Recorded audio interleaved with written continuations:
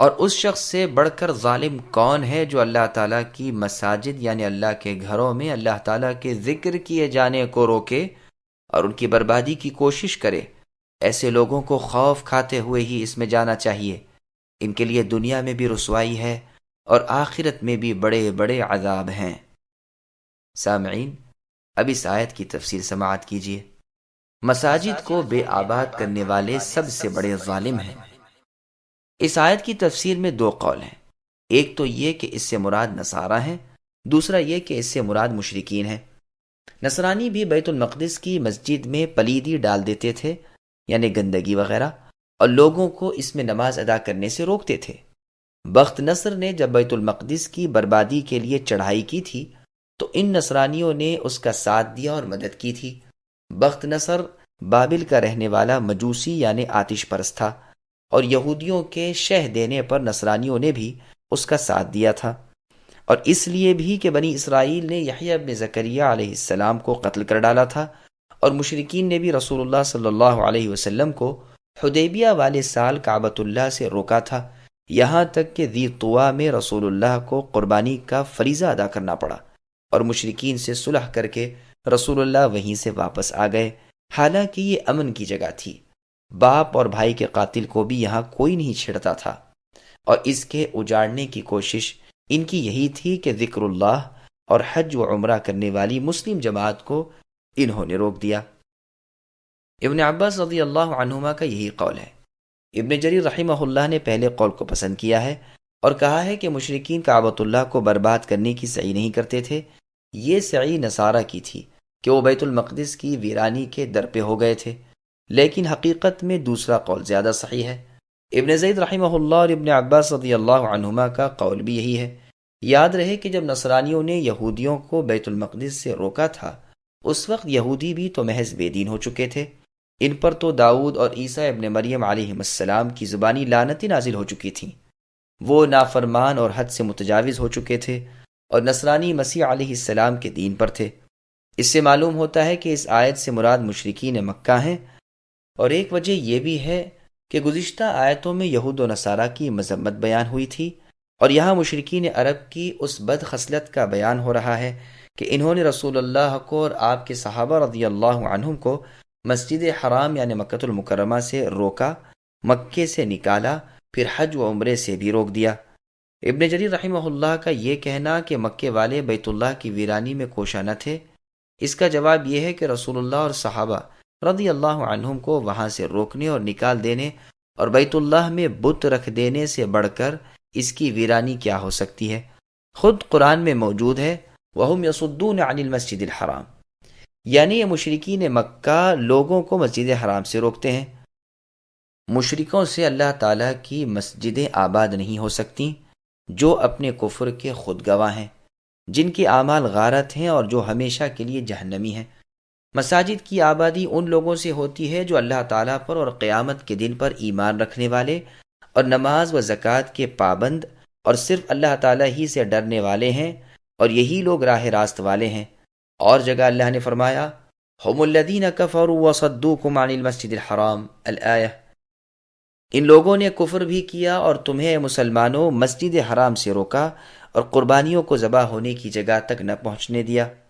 اگر ہمیں ان مؤمن مردوں عورتوں کا خیال نہ ہوتا جو اپنی ضعیفی اور کم قوتی کے باعث مکے سے نہیں نکل سکے، جنہیں تم جانتے بھی نہیں، تو ہم تمہیں ان سے لڑ کر ان کی غارت کر دینے کا حکم دے دیتے، لیکن یہ بے گناہ مسلمان نہ پیس دیے جائیں، اس لیے ہم نے سر دست یہ حکم نہیں دیا۔ لیکن اگر یہ کفار اپنی شرارتوں سے باز نہ آئے تو وہ وقت دور نہیں جب ان پر ہمارے دردناک عذاب برس پڑے۔ پس جب وہ مسلمان ہستیاں جن سے مساجد کی آبادی حقیقی معنی میں ہے وہی روک دیے گئے تو مساجد کے اجاڑنے میں کون سی کمی رہ گئی؟ مساجد کی آبادی صرف ظاہری زیب و زینت، رنگ و روغن سے نہیں ہوتی، بلکہ اس میں ذکر اللہ ہونا، اس میں شریعت کا قائم رہنا، انہیں شرک و ظاہری میل کچیل سے پاک رکھنا، یہ ان کی حقیقی آبادی ہے۔ پھر آگے اللہ نے فرمایا کہ انہیں لائق نہیں کہ بے خوف ہو کر یہ مسجد میں آئیں۔ مطلب یہ ہے کہ اے مسلمانوں، انہیں بے خوفی اور بے باکی کے ساتھ بیت اللہ میں نہ آنے دو، جب ہم تمہیں غالب کر دیں تو اس وقت یہی کرنا۔ چنانچہ مکہ فتح ہو گیا۔ رسول اللہ نے اگلے سال 9 ہجری میں اعلان کرا دیا کہ اس سال کے بعد حج میں کوئی مشرک نہ آنے پائے اور بیت اللہ کا طواف کوئی ننگا ہو کر نہ کرے جیسا کہ مشرکین کیا کرتے تھے۔ جن لوگوں کے درمیان صلح کی کوئی مدت مقرر ہوئی ہے وہ قائم ہے۔ یہ روایت بخاری کی ہے۔ یہ حکم دراصل تصدیق اور عمل ہے۔ اس آیت پر یا ایھا الذین آمنوا انما المشرکون نجس فلا يقربوا المسجد الحرام بعد عامهم هذا، یعنی مشرک لوگ نجس ہیں، پلید ہیں، اس سال کے بعد انہیں مسجد حرام میں نہ آنے دو۔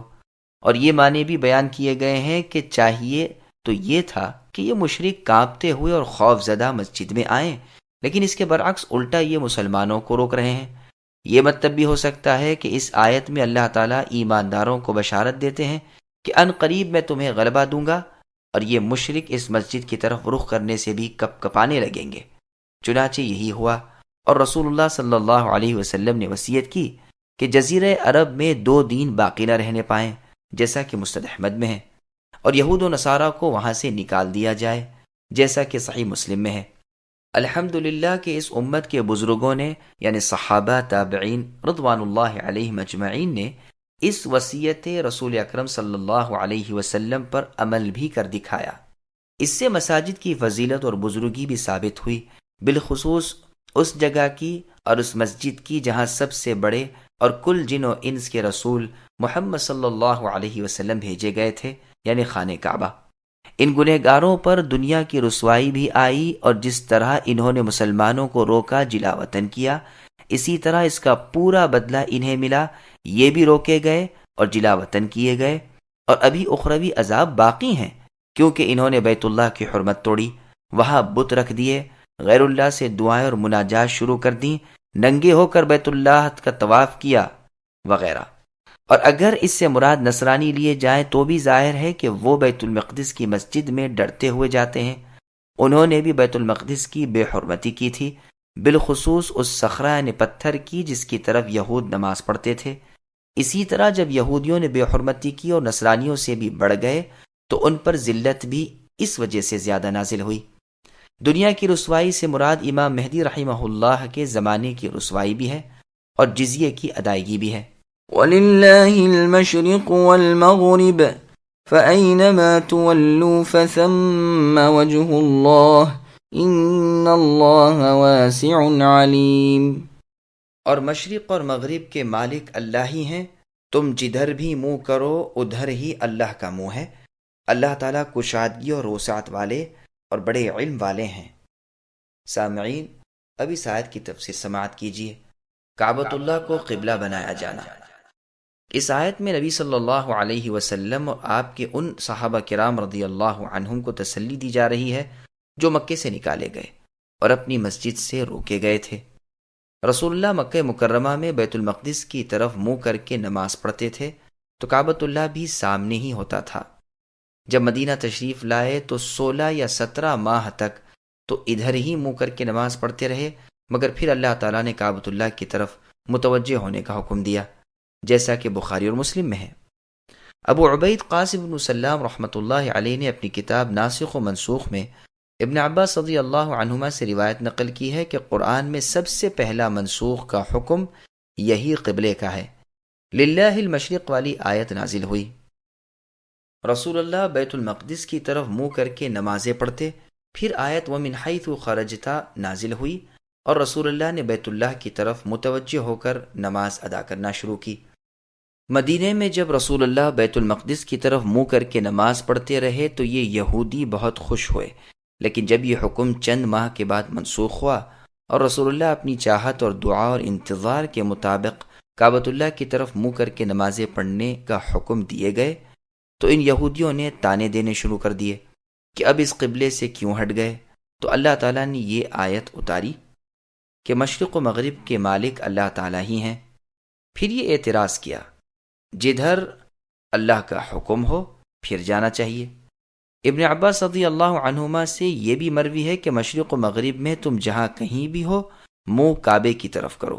بعض بزرگوں کا بیان ہے کہ یہ آیت کعبے کی طرف متوجہ ہونے کے حکم سے پہلے اتری ہے، اور مطلب یہ ہے کہ مشرق و مغرب جدھر چاہو منہ پھیرو، سب جہتیں اللہ ہی کی ہیں اور سب طرف اللہ موجود ہے، اس سے کوئی جگہ خالی نہیں، جیسے فرمایا وَلَا أَدْنَى مِن ذَلِكَ وَلَا أَكْثَرَ إِلَّا هُوَ مَعَهُمْ أَيْنَمَا كَانُوا، یعنی تھوڑے بہت جو بھی ہوں اللہ ان کے ساتھ ہے۔